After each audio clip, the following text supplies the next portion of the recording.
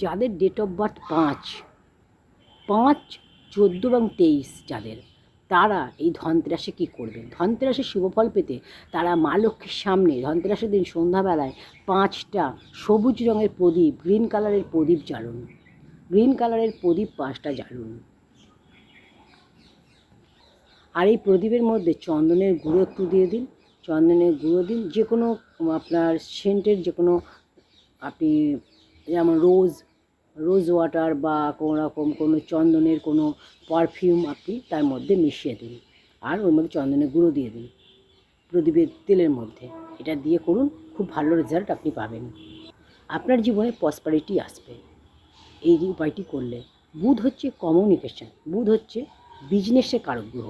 তো আপনার বিজনেস, আপনার কমিউনিকেশান বাড়বে বিজনেসে, আপনার বুদ্ধি, ইন্টেলিজেন্স কাজ করবে বিজনেসের ক্ষেত্রে।